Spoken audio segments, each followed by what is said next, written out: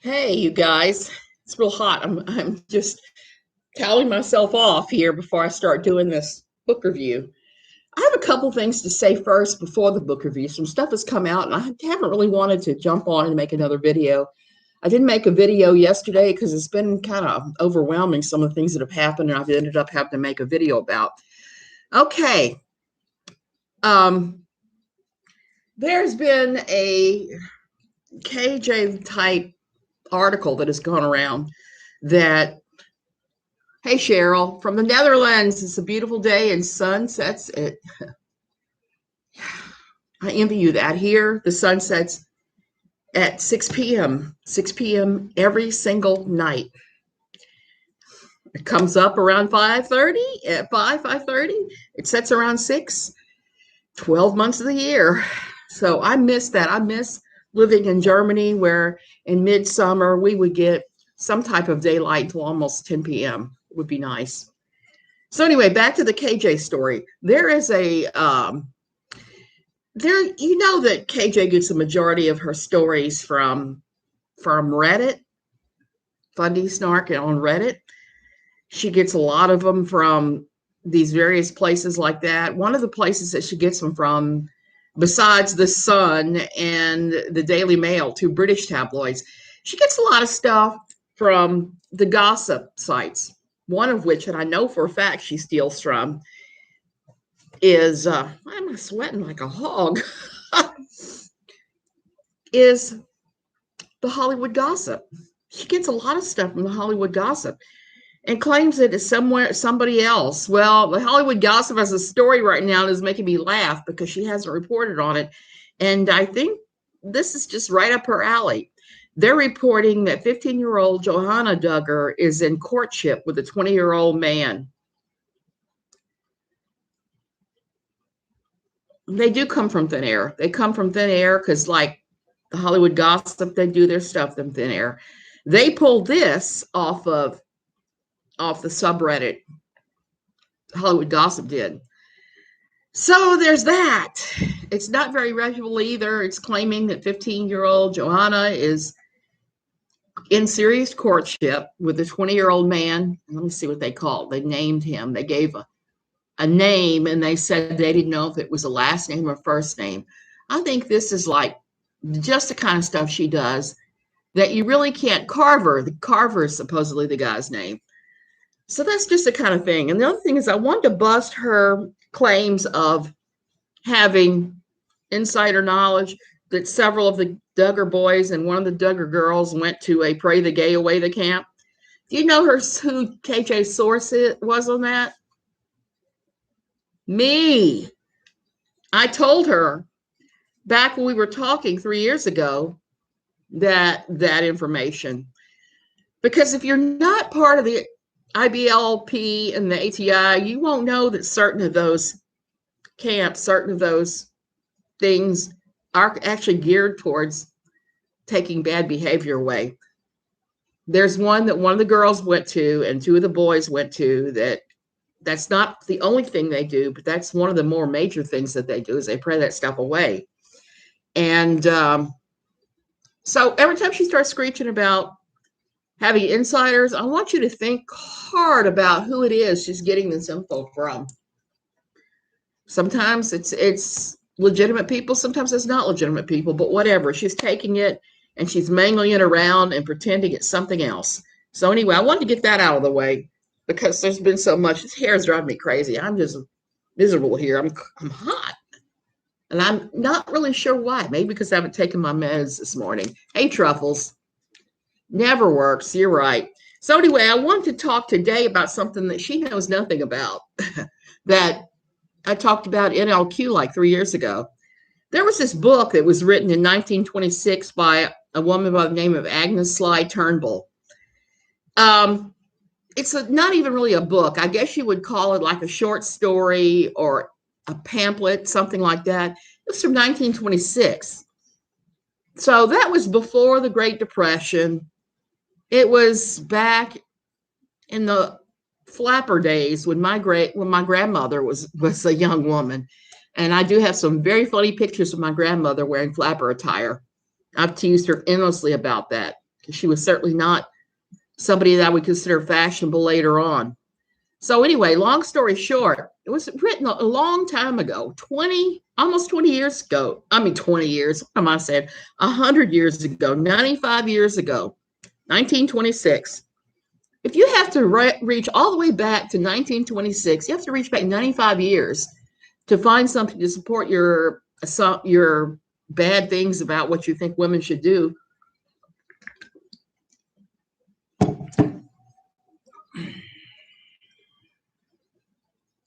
1926, when the Fundies hadn't been slapped yet by the Scopes trial. You're right, Truffles.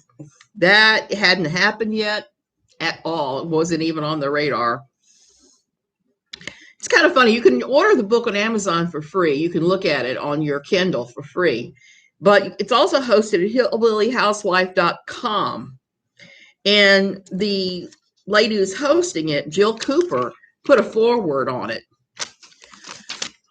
It's a really simple story. It's only 20 pages long, but they all have referred to this stupid thing.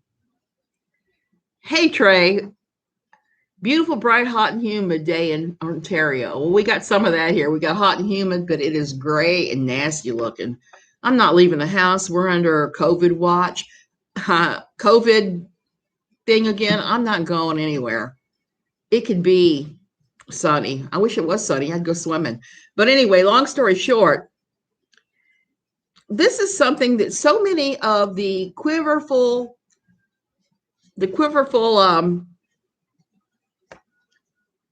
cultural enforcers have referred to this nonsense so many times. It's a story of Jenny Musgrave, a farm wife who is unhappy. She's unhappy because, and here's her list of stuff that she's been grumbling to her husband about. No evolution. Yeah, you're right. They don't like deep thinking. This woman was upset because she couldn't keep up with her housework or her laundry. Who can? I can point right now. I can point my camera and show you. I have a basket of laundry to fold sitting over there, and my stray cat is in the middle of it. Got to get ready and beat the storm. You're right, Truffle. I think we're going to have the air, and I'm the same way. I'm groggy, but not from any medical procedure. Fun times for your body yesterday? Oh, I hope you're okay. So anyway, Jenny's unhappy. Like I said, she's unhappy. She can't keep up with her housework or laundry. Like I said, I can relate. A lot of us struggle with that because life is just busy. She has no time for her children. Again, that's not unheard of. All of us will go through these different things where there is not going to be time for various things. She had no time to keep up with her appearances. She could not eat or prepare meals. She was so busy. She had no time or relationship with her husband. They had a large mortgage over their farm. She was filled with self-pity, saying, oh, woe is me. She helped on the farm, and she believed in keeping up with the Joneses. Okay, so we're looking at our protagonist, or whatever you want to call it, Jenny Musgrave, in the beginning of the book, thinking, she sounds pretty typical even for today. There are just times when we're all going to go through those times. But yes, and Quiverfull parents never have time for their children. It's pretty interesting. It's interesting to me that this was the list that that Ms. Cooper came up with. Because if you read the book, it is an accurate list. She's not lying. That's the things that the woman is struggling with. What happens in this 20-page article is a very pretty lady shows up to buy apples. She's fashionably dressed. She's neat, so pretty. And you got Jenny over there grumbling because she's loading the farm wagon with tomatoes that have got to go to market or they'll go bad. So she stops loading the tomatoes to help this woman get some apples. And this woman says, well, let's sit down and talk for a while. And the stranger starts lecturing her about doing men's work after finding out that she's loading that cart to go to market. Starts lecturing her, saying that she is making her husband a weak man by doing so. And I had to pull this quote out because it just made me laugh. And I know that it made me laugh for silly reasons because it's a 1926 language and not our language. This same language today would get you slapped. Oh, happy belated birthday too, Aaron. Men are such queer things.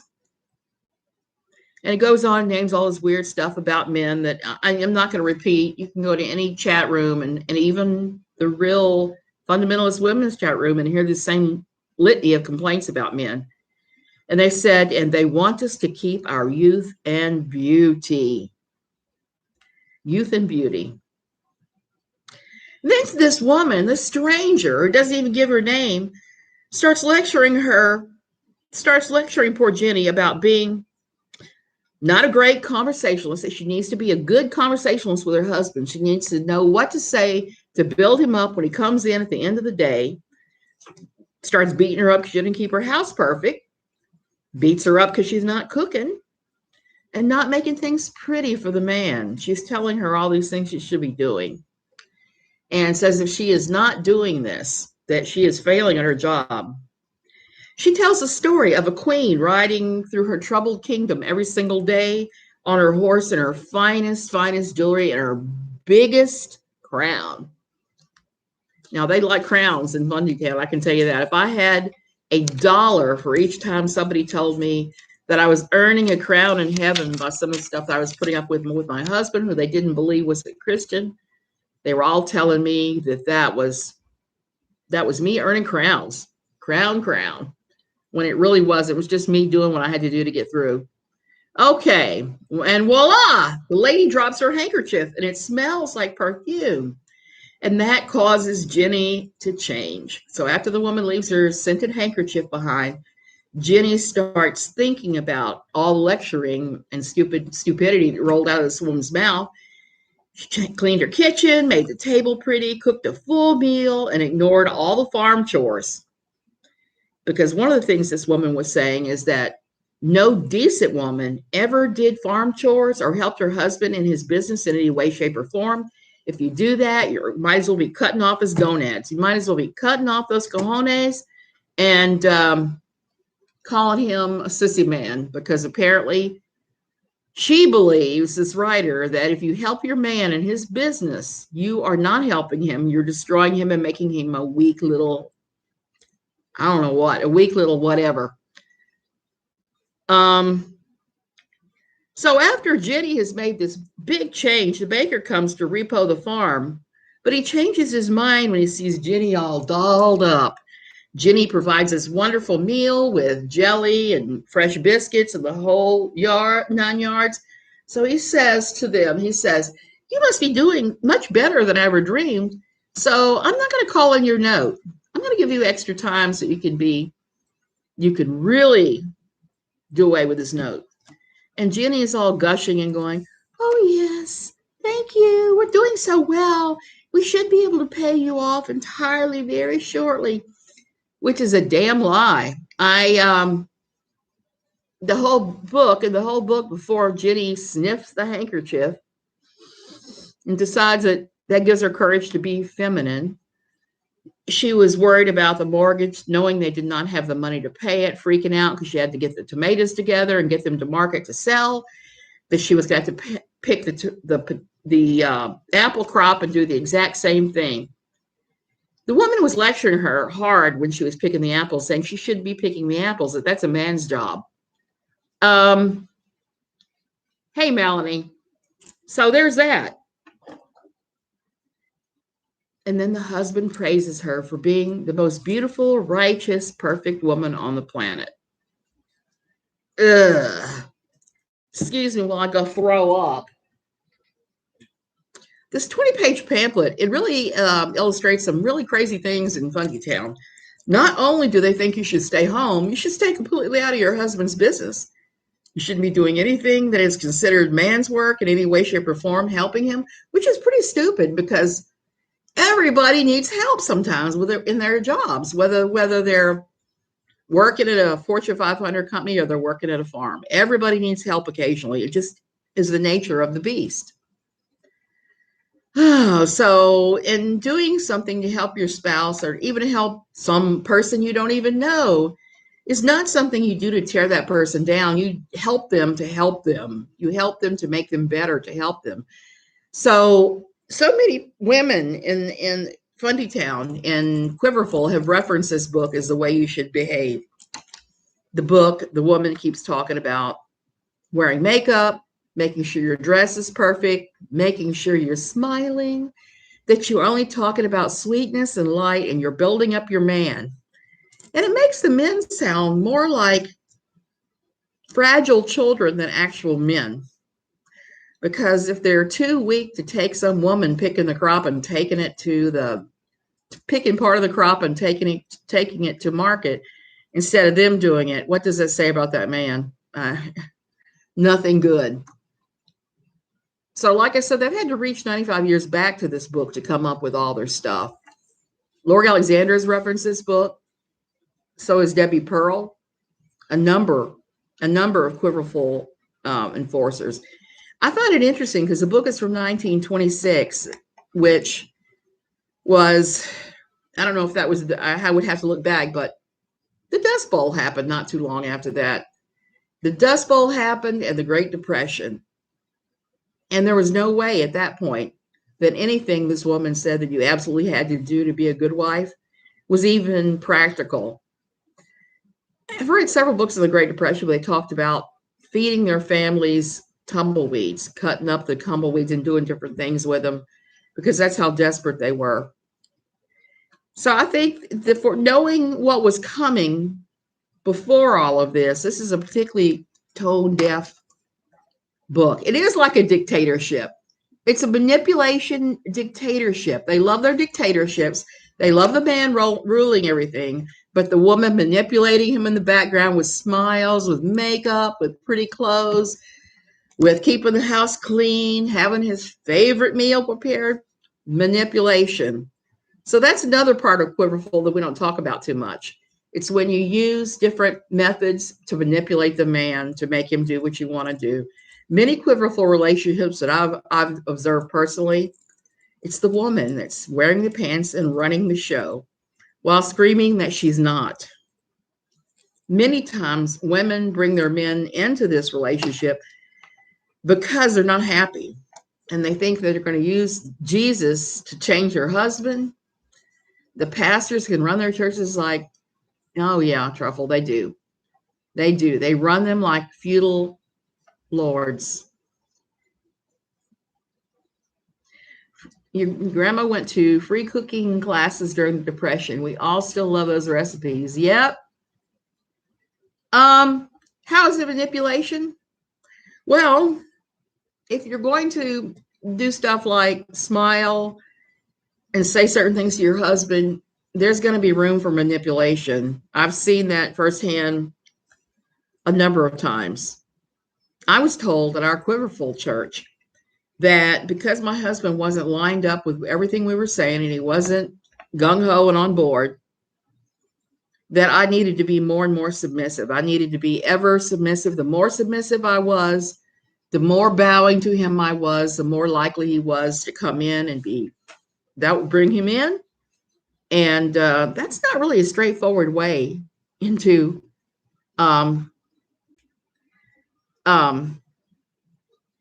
bringing somebody in. That's acting in a false way. Like I said, most Quiverfull women I've known, including Vicki Garrison, have said that they became Quiverfull because they weren't happy with their marriages and found it was a way to have a formula to make everything work. And they didn't have to continually yell at the husband. That was Jesus's job now, was to yell at the husband to make everything right. Yes, Aaron Kelly, this is Jim they're talking about. Jim, my husband never really got with the program. When it was just a country church and we were going there, and it was a little bit on the conservative side, he was fine with it. But the minute we started to move into Weird Town, he was not fine with it. And they perceived the shortage and lack and started to treat him very differently. I have to laugh because I recently asked him, I said, will you come on my YouTube channel and have people ask you questions? Or we can just talk about what happened. And he said, oh, I don't think that anybody would be interested in that. I said, I think there'd be a great deal of interest in that. Don't tell me there wouldn't be, because I've always found there's a lot of interest in this stuff. And he said, well, I thought you were going to stop talking about Quiverfull after you let go of NLQ. And I said, well, I kind of thought I was. But then Katie Joy happened, and I happened to see how badly she was misinterpreting everything. Last night, she was calling herself the, what is that woman's name? The Leah Remini of IBLP, not understanding that most of us know it as ATI. I mean, ATI, yeah. So, I would like to bring him on here.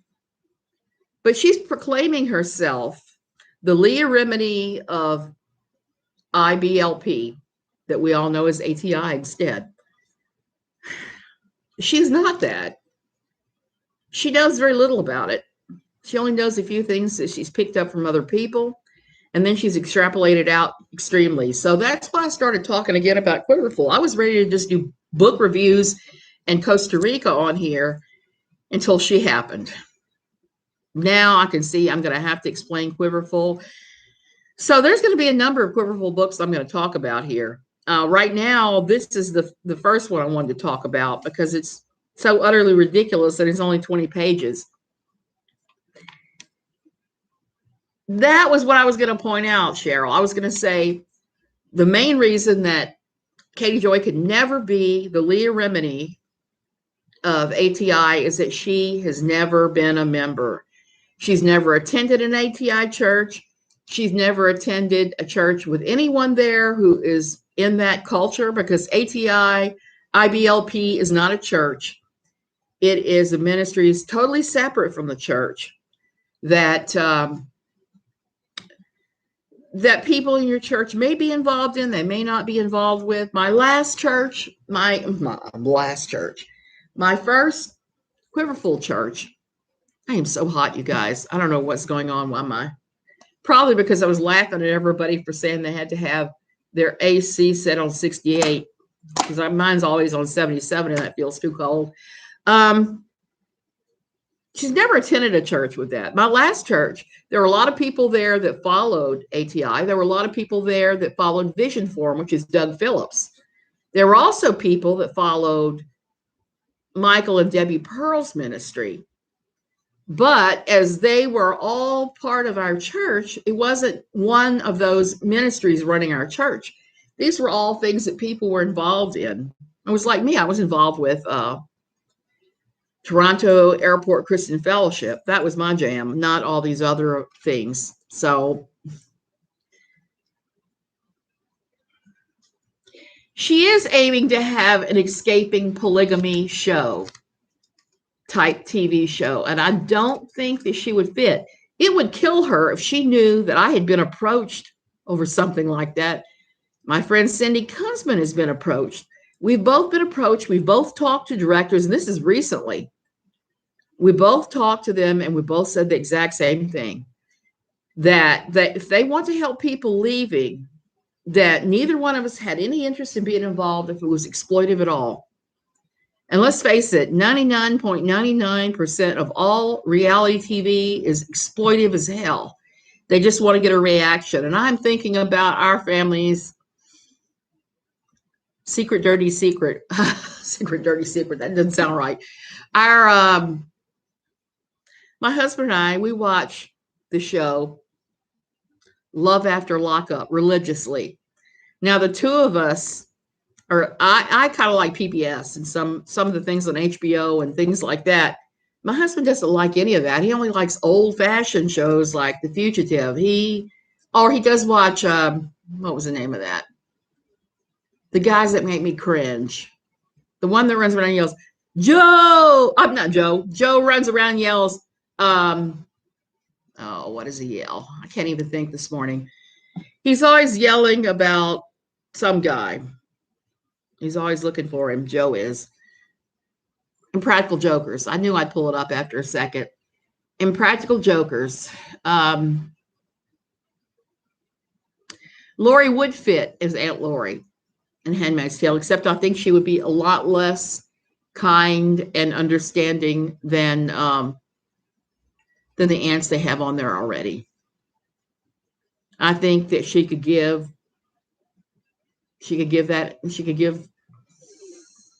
all the ants a run for their money and cruelty.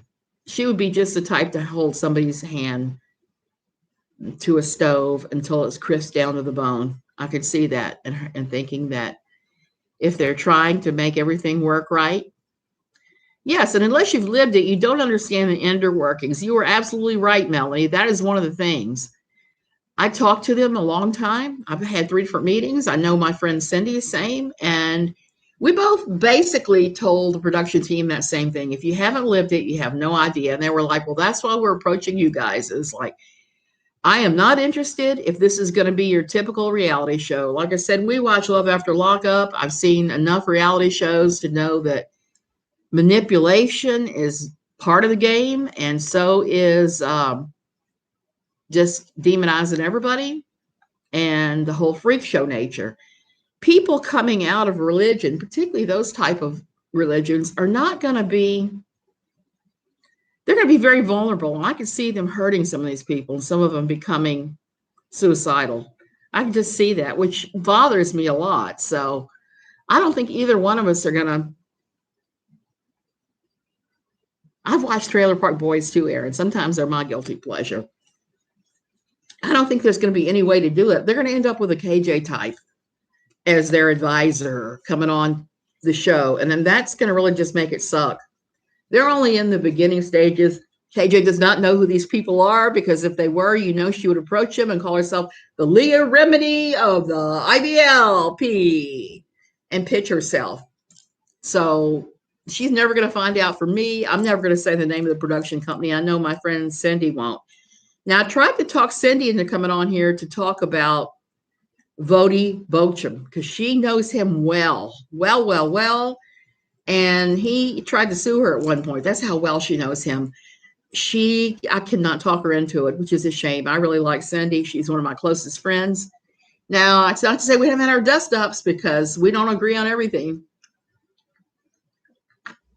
She also knows Doug Phillips quite well in Vision Forum, because she lived in San Antonio and they were involved. They were heavily involved with that.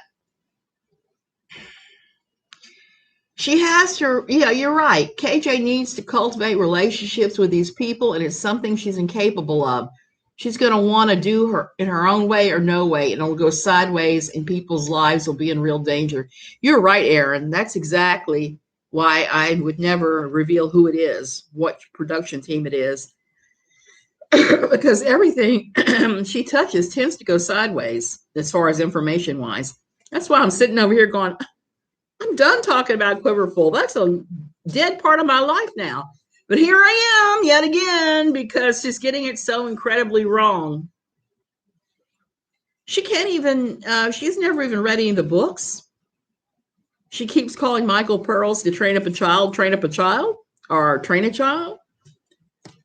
She has no deep knowledge. All of her knowledge is whatever she's been able to glean off other people who may or may not be the most accurate.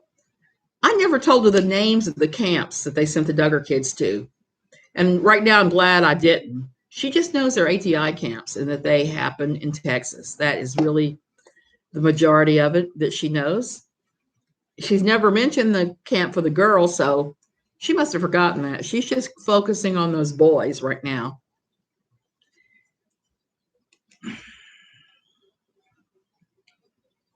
Her on TV would be awful. I know, because I tend to just fidget and stuff. I can just imagine.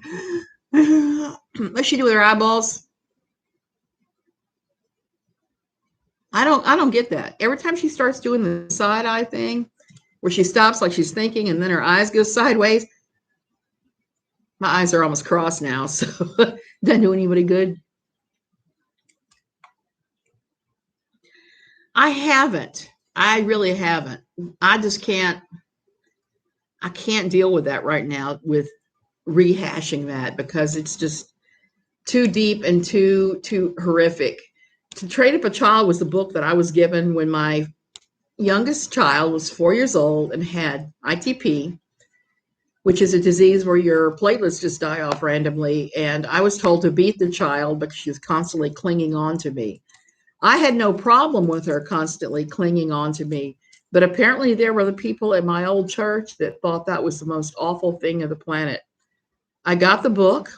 I read it. I read it entirely and said, this is not going to work for us. And instead of giving it away, I burned the book. I burned that book. And when I got here to the church my husband is attending, I saw that book, and I also saw Debbie Pearl's marriage book, Created to Be a Helpmeet. I took both books and I barbecued them.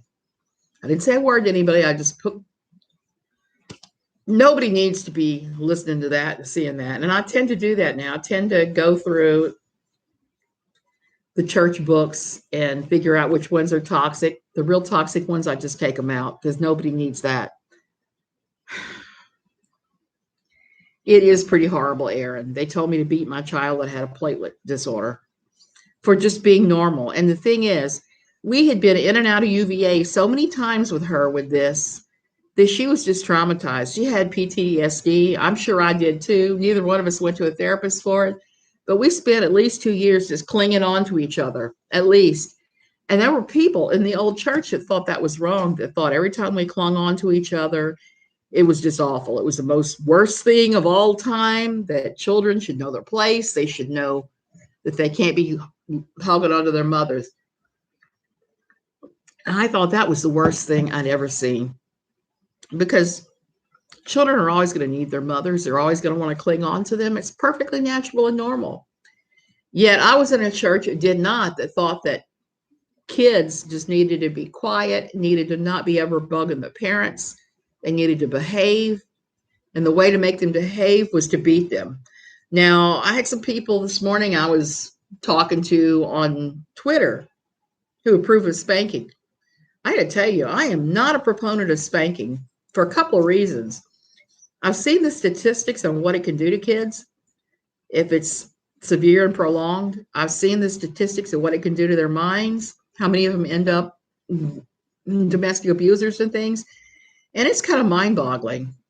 The other thing is part of being a child is learning, and part of learning is screwing up.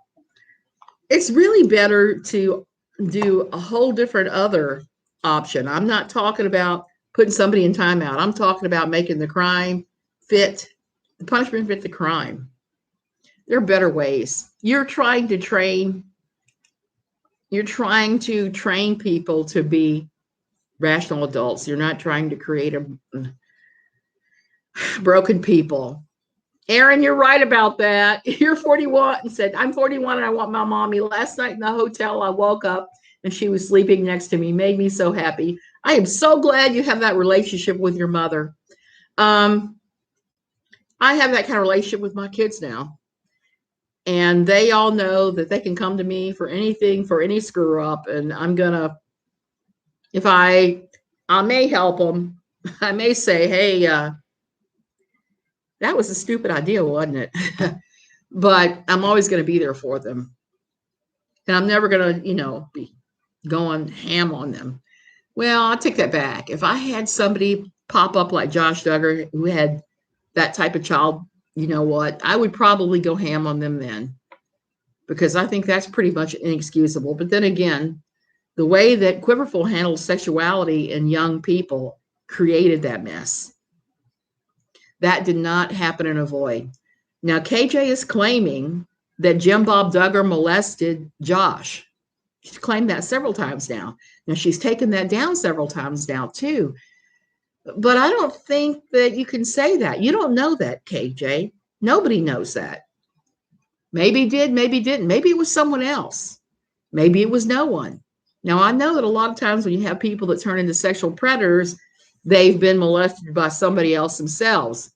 But there's no telling who it was, because they brought other people in their home. They always have, even though they talked about isolating their children. There was a piano teacher that used to come. There was friends that would come and help them do laundry, because I remember reading in Michelle Duggar's first book about how behind in laundry she got and how overwhelmed she felt it was to her. And she had to have other people come in and help her. and help her organize to be able to do laundry in such a way that it wasn't overwhelming. Her solution was training her eldest daughters to do the laundry. I don't quite get it. Now, there comes a certain point when your child is a certain age where they do their own laundry. At least in my household, that's how it worked, because it's not really fair once somebody's almost an adult that mom keeps doing their laundry. So I kind of instituted that rule. But I wasn't making 10-year-olds do the laundry for the entire family. That's kind of foobar. That's kind of out there. Grandma would come over once a week and help her with the laundry, but she also had the piano teacher came over for a while to help with laundry, and others from their little church group would come over and help her. She talked about that a lot in her books about how she had so much help, but she couldn't keep up. And it's understandable. Nobody expects her to keep up with that kind of brood of children and all the things that are involved with it, all the cooking, all the homeschooling, which is, from what I saw, she was using ATI guidance booklets and handouts. They are the worst. One of the things that I had at NLQ is I had a list of them up from one of our writers' blogs.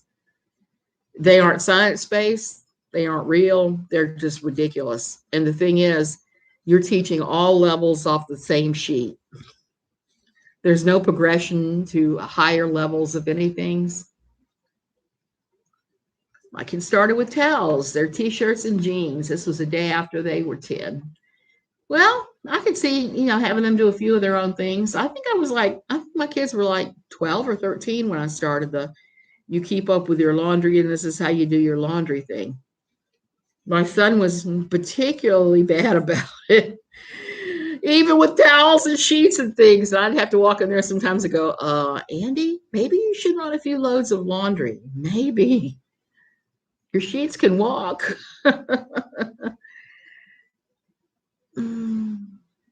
They would have been neglected. They absolutely would have been neglected if she hadn't asked for help. And it's reasonable to ask for help if you know you're failing at something. That's another place where this book fails, is it doesn't allow you to ask for help. It puts it all on you to do every single thing. And I can tell you, having Marcel and now dealing with this not walking thing very well, there are times when things don't get done, even here, even with help, even with paid help, things don't get done all the time right on schedule. And you know something? That's okay. We're not living in a hoarder type situation. So if things don't get done one day, they get done the next day. And that's really how we need to be treating this stuff. The kids were neglected. You were right, Truffles. They were mothering younger kids. Michelle was too busy with the babies, the little ones, and even the little ones, as soon as the littlest one was no longer the youngest one, she passed that child off to somebody else, and her daughters were makeshift mothers. I've often wondered what it's like in that household now that the older ones are all gone and the youngest are getting older. I wondered what it's like. Well, once I read that 15-year-old Johanna is courting, and I know they just married off the 18-year-old boy just the other day, I can see how it's going. How it's going is they're pushing everybody out of the nest at an accelerated rate. That's what they're doing now. That's what it looks like from my opinion, which is not gospel. So I'm not trying to claim that I know everything like Katie Joy, but it looks like from the last so many marriages and courtships that the Duggar family has sped up the courtship to marriage thing. And they're using it on younger and younger kids all the time, which I don't think is a good idea. As it was, I thought Josh was too young to be married. I think you need to go out and experience this world before you get married. And the way that they hover over those kids, they keep those kids deliberately dumb. They don't, the schooling they're getting is inadequate. They haven't, I was going to say they haven't experienced the world in any real way, except that I'm going to say this, since the show has been running with the Duggars, Those kids have had more and more opportunity to experience the real world. And as the show has gone on and Jim Bob has become more and more careful about the image his family portrays, they've stopped doing quite as many things like the first couple of specials mentioned blanket training. Blanket training has completely disappeared. One of the earlier changes was people were criticizing the food they were feeding the kids. I saw them change what they were feeding the kids on camera to go with anytime there is a lot of reasonable, I'm going to call it reasonable criticism. I've seen Jim Bob change, at least change in public. He doesn't want to be criticized. He wants to be seen as perfect. He wants the entire family. Yes, exactly right, Truffle. Trying to sell off the girls before the money and fame go away. Yep.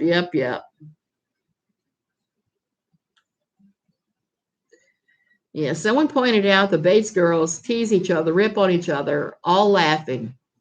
When a Duggar girl makes a joke to her sister, within seconds they all look uncomfortable and then apologize. Weird. Yes, because they were taught that that's inappropriate. They aren't supposed to have any negative feelings. I also want to talk a little bit about the lawsuit that the 4 girls that were Josh's victims, the 4 sisters that were his victims, have going right now. They're suing In Touch. They're suing, I think it's Springdale Police Department. They're suing several law enforcement agencies that were involved in the release of the records. Why? Because they say that they were exposed. Here's the thing. The records that In Touch got were redacted. They didn't have names of who the victims were exactly. Now, you could figure out easily enough by looking at the ages of the victims. So that wasn't too surprising. But the names were redacted. They're claiming the names were not redacted and that they were all exposed. You want to know who it was that said the names of the victims and which girls were victims first? It was the Duggar family. Jim Bob and Michelle Duggar went on Megyn Kelly's Fox News show and did a 2-episode show about what happened with Josh. Everyone excusing Josh's behavior. Jim Bob is the one who said which of his daughters were victims. He was the one to reveal the names of the victims, not Springdale Police Department. So I'm thinking this is going to go to court. And as much as I would like to see Jill Duggar Dillard get enough money to be separate from the rest of them, to live her life in a great way, as much as I would like to see that, I don't think it's going to happen. I think that the information was obtained through a Freedom of Information Act, American Freedom of Information Act. Anybody can file one of those. Police departments usually comply with them, but they will redact the documents to remove the names. I don't think anybody did anything wrong. This is something that had been gossiped about way back to like the first special. I remember in my old Quiverfull church, I was still going when the first special came out. There was gossip about it there. People said, oh, it's just terrible what Josh did to those girls. So in evangelicalism, this was an open secret. I was just surprised it took so long to hit mainstream media. And that's another currency that Quiverfull churches run on. They run on gossip. They like to say it's prayer. They're doing prayer warrior stuff. So that's why they need to know all the dirty details, but that is not it. It is not it at all. Aaron, I did, but I know that O'Kellys are thick on the ground because there are Irish everywhere. So many Irish. My father's father was Irish, and I ended up with a very Irish Catholic kind of name myself, my last name before I got married. So, and it's kind of funny because I've seen some people with that last name that I know there's no way in hell I'm related to, but they have that last name. So those Irish names, they go everywhere. There's just so many of us. Quiverfull is all about manipulation. It's all about, it's not what's really in there. It's what everybody else perceives. They want to appear perfect to the entire world because they believe that if they appear perfect, people will join in scads. They'll reach the lost. The lost will just say, oh, you're doing it right, I'm doing it wrong. Oh, what have you got? Give it to me. That's what their goal is. I think Jill wants to never see her family again, but the money would be nice, but she mostly wants to get away from them. Trouble, I agree. And I have nothing but empathy for that poor girl. She has been through it, and her family has not treated her right. Everybody can see it. Everybody can see they've cut her off just because she wears jeans and is doing things that they don't consider righteous now. Yet they're allowing Ginger to still be part of the family with no spanking or being not allowed around the family for some of the same things. At least I'll say this: Jill did not move to LA and suddenly try to get as much publicity as she could, which Ginger has. I always knew Ginger would move to a big city. She talked about it enough as a child, as that's what she wanted to do with her life. But I never thought that we would see that we would see Ginger moving to Los Angeles and acting like she has. I never thought that would be the one. Yeah. And she's married to a guy just as bad as her. He thinks that he's got to have everything he does photographed and fawned over. And God forbid that you give him the slightest bit of criticism or even guidance or anything. If it's not 100% fawning, he just deletes it. I have been on the board of a few churches, and they always full of issues. There is no perfect church. There are too many personalities involved. Cheryl, you were right. And I saw that here, the church that I go to kind of nominally now. I've been on the worship team off and on for quite some time. They're not perfect. There's a lot of stuff that goes down behind the scenes. We had quite the explosion when our pastor quit in January. Quit and left, and I could see that he was manipulated out by some people with money there. And the board was full of people that didn't even attend the church. They've rectified that since, but I'm not sure that was an improvement. I'm not sure it's an improvement at all, some of the people they put on the board. You just have to kind of realize if you're going to a church, that's how it's going to be, and kind of stay away from that stuff. You can get really pulled into church politics and really end up very hurt. I just kind of sit off to the side, twiddling my thumbs. But I don't believe quite the same as the rest of them anyway. I'm not about to enlighten any of them. You know, my own spiritual journey is my journey. It's not theirs. I don't feel obligated to even share it with them. Now, I do have some friends at the church, but I'm in a weird place here. I told a guy on another channel that the commandment thou shalt bear false witness. I think so. There's a lot of that going on. I got into it with the church last month over, this is going to sound so silly, dogs in the church. Now, okay, I have Marcel. I have very bad asthma. Dogs with fuzzy fur, I seem to be allergic to them. And I hate being allergic to dogs because I love dogs. So if it's a dog with a fuzzy coat, I get the heck away. If it's a dog with a smooth short hair coat, I'm still allergic, but I'm a lot less allergic. I can pop a Benadryl and pet doggy and be fine. The fuzzy ones, I can walk in the room with the hair and start wheezing. That's how bad it is. So they had a lady that came to church. And the thing is, the old pastor they ran off, he knew my asthma was that bad. He'd seen me react to a dog one time and almost called the rescue squad for me. But I said, no, I'm just going to do injectable Benadryl and go on my way. So he knew. So he had a rule, no dogs in church. So anybody with a dog was told, you had got to leave that thing outside. We got members that are allergic. About 6 weeks ago, I'm sitting there minding my own business, and in walks a lady with a full standard size poodle. And I don't mean the poodle was shaved. The poodle had the poodle cut, had long fuzzy hair, and started wheezing. And I immediately had to leave the church. And this dog was probably 10 yards from me, maybe. But it was close enough, so I was getting whatever it was. It was making my asthma go nuts. So I left the church and went outside and sat outside. Well, one of the new church board members came outside and said, "What are you doing outside?" I said, "Well, I'm allergic to fuzzy dogs. You got a fuzzy dog in there, blah, blah, blah." She said, "Well, I'll have to take it up with the board. In the meantime, let's open the door and you can watch church from out here on the porch." And I just was like, nope. I went to my car and I drove home. Sent my husband a text message and said, "You need to find a ride home or I'll come get you, but I'm not going back in there until I deal with the dog situation." So anyway, the next weekend, the same thing happens.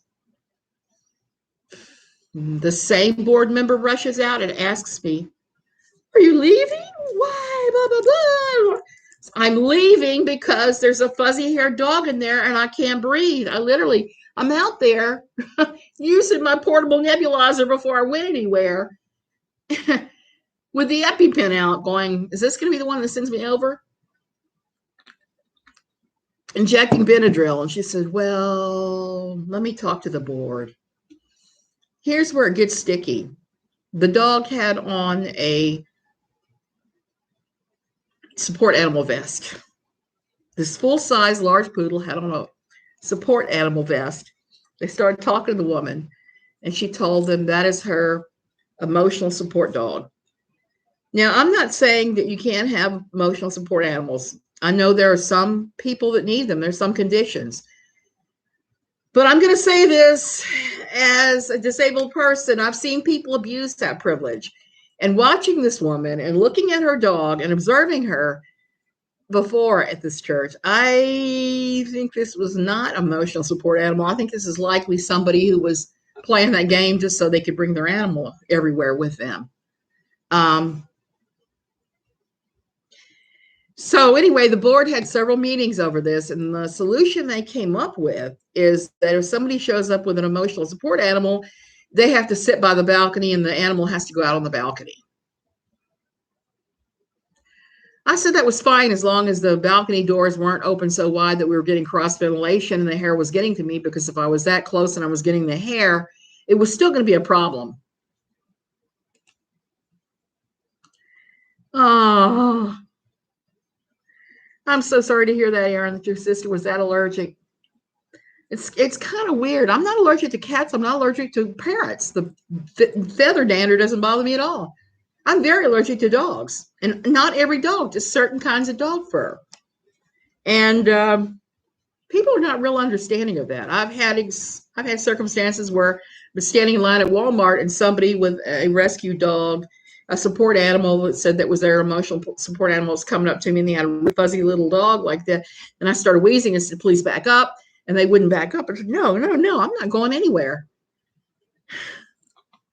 So anyway, that's the rule they've made now. The woman has not come back. I thought she was probably a visitor or a fair weather friend that comes for a few months then leaves, and that's exactly what she was. So we haven't had a problem. Last week when I was there, somebody kept bringing their dog in there, and I started wheezing again. So it turned into another problem. I haven't been back, and I'm not going to be back because we're under lockdown here because of COVID. We're fourth in the world per capita with COVID infections now. So I'm staying here. I'm staying in my house or out in the backyard. But I am certainly not going back out there as long as the rates are as high as they are. That is weird, Truffles. I'm like that too, and I don't understand. How could I be allergic to fuzzy dogs and not cats? It doesn't make any sense at all.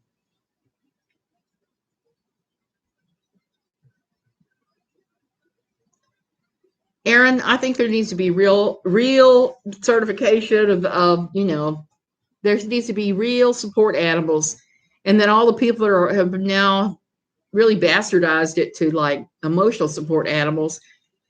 And I'm not saying that some people don't need emotional support animals, because there may be circumstances that people do, but I think that most people who are using the emotional support animal are likely not doing it for the right reasons. They're trying to keep their pet with them all the time. Oh, have a good day, Truffles. You have a good day too, Cheryl. Aaron, I have friends like that, and I make sure that when they come to stay with me, that my cats are kept fully away from them. I wash everything possible that can be washed. And I do everything I can to accommodate them. We don't have animals in the guest house at all, not dogs, not cats, not nothing, except for the occasional iguana that ends up in it. But most of the time, we don't have animals in it. You just try to respect your people that you can. And when somebody tells you they're allergic to your animal in any way, shape, or form, or a animal, what do? You accommodate them. You graciously accommodate them. At least that's what I think you should do in a perfect world. And how did I get from KJ to here? Oh, we've all seen the videos of KJ in her house and her various dogs and cats. And I don't know how she could have those animals around her son with all his issues so much. But maybe he's not allergic. I pray not, because having animals is an important part of being a child.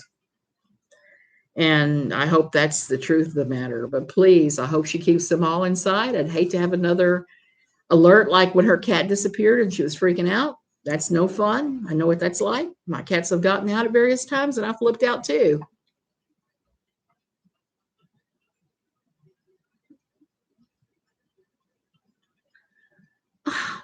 Sit in the garage on Christmas? Oh my God, Aaron Kelly, that is terrible.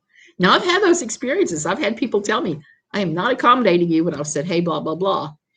But I can't say I've had one quite that bad. When the church told me to sit outside and look through the door, that was pretty much the closest I've ever had to that. And I was pretty outraged. I told the board member, I said, you are saying that the animal has more value than myself, and I'm a longtime member of this church. I was pretty outraged by that. And once I explained where my outrage was at it, they were like, oh, I hadn't thought about that. So please if we can be considerate of others when they have their problems like that. That's why I really don't want to throw shade at Katie Joy for having animals around her son. I don't understand it. Maybe he's not allergic to those things, even though he seems to be terribly allergic to other things.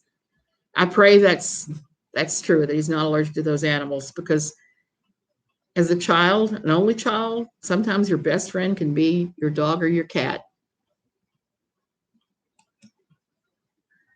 Oh, Aaron.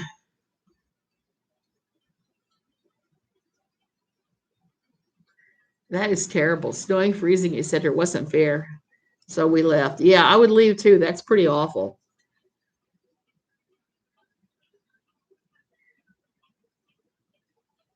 Well, Aaron, it's going to be real hard for her to keep his supplies sterile with the number of animals they have in the house, unless she keeps him and his supplies, I mean, strictly aside from the animals, where there's no contact whatsoever. And I don't see that happening. I mean, we've seen her chewed upon makeup brushes. We've seen her pallets that her dogs have chewed up. We know that she's not good about keeping things away. She's not good at that at all. So I can't imagine that she's keeping a properly sterile environment for that child in various places. Allergy testing done more than once. Dog dander is different than bird or cat. You don't have to be allergic to cats and dogs. They're different. Yeah, that's true. You don't, Third Street Stitcher. Yeah, it just one of those things. A lot of people are allergic to bird dander. I mean, a tremendous amount, and cat dander. Didn't bother me at all.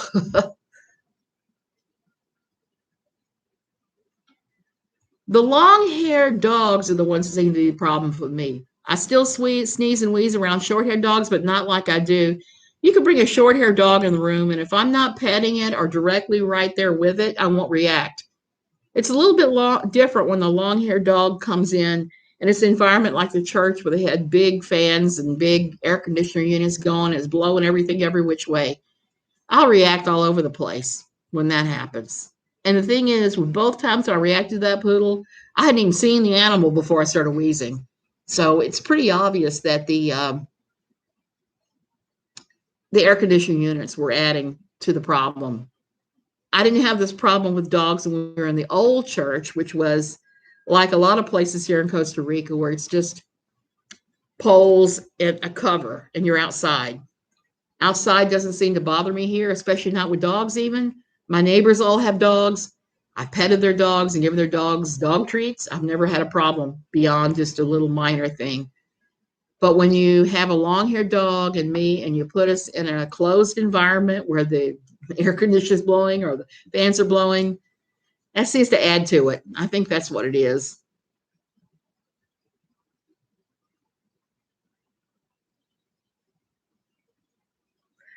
Third Street, I've seen that happen too. I've seen people that were allergic to other cats, but they weren't allergic to their own. And I don't understand that. I don't know how that works exactly. Um, yeah, I don't know how any of that works. I just know that when people tell me they're here and they tell me they're allergic, I just won't let my cats around them, and I'll make sure I clean everything. I'll put them out in the guest house where there is no cats. Except that I will say I caught Stinky breaking in the other day. So he will go in there every now and then, but I tend to clean heavily in there to keep it sanitary enough that anybody can come visit. I just can't use chemicals in there to clean it. So it's a matter of making your own cleaning supplies.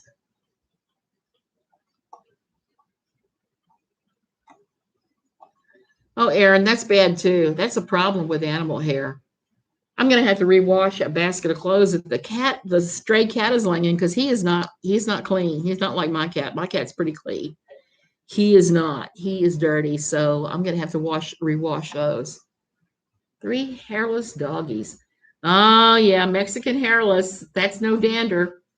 There are always dogs and cats that are dander free and or that are not that allergic. My kids wanted me to get this dog when they were a kid that was very hypoallergenic. Um, Erin, did she comply? Did she start taking her cat hair off with a roller or whatever? I know people who've made those requests and have been laughed off, and others that took it seriously. No, I know it's hard with an iPad to get any of this.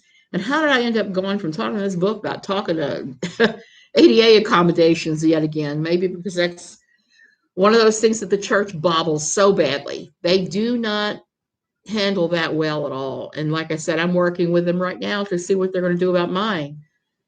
I'm going to have a conversation with the board because last week, a kid kept bringing his dog in after he'd been told the dog stayed outside. He kept bringing the dog in. He'd bring the dog in and talk to the parents. They were near me. It was wheeze time every time. I wrote the board a letter. I haven't heard anything back yet. So I don't know how they'll deal with it, but they're going to have to do something. And I know I'm not the only one dealing with this crap. So I'm hoping everybody else gets some kind of, but the church in general they don't do exceptions well. They don't do exceptions to anything, be it health, be it theology. They just don't. It's all straightforward, one size fits all theology. And we all know how badly that works. One size fits all doesn't work for anybody except for a small number of people. Rollers, and she kind of laughed me off. Oh, you used to buy rollers and she laughed you off. It was a 5-person association with no real HR. She ended up swapping workstations with someone because she felt offended. Well, it's a solution. It's not the ideal one, but it is a solution. At least she was able to do that. I've had such a problem with perfumes at work. I'd worked in a call center for a while, and that was a disaster. I was always falling out sick. Somebody microwaved the wrong food. I'm falling out sick. And they were like when I left, they said, either you're going to have to leave or we're going to have to let you go. And it was all because of my mast cell. It was crazy. No, Erin, when someone affects your health, you have to speak up. That's one thing I've learned. I've learned you don't suffer in silence and you don't tell just your husband or whoever because they're not going to do anything. You just have to approach yourself and do it. It's horrible. It just happens. It is. And speaking of which, I'm going to go. I've spoken an hour. I don't know. I'm starting to ramble more and more now that I've been taking this Lyrica. I guess it's helped relax me. Okay, I'm going to go. I'm going to go off into my gray day and wash a whole load of dishes and laundry today. Y'all have a great day.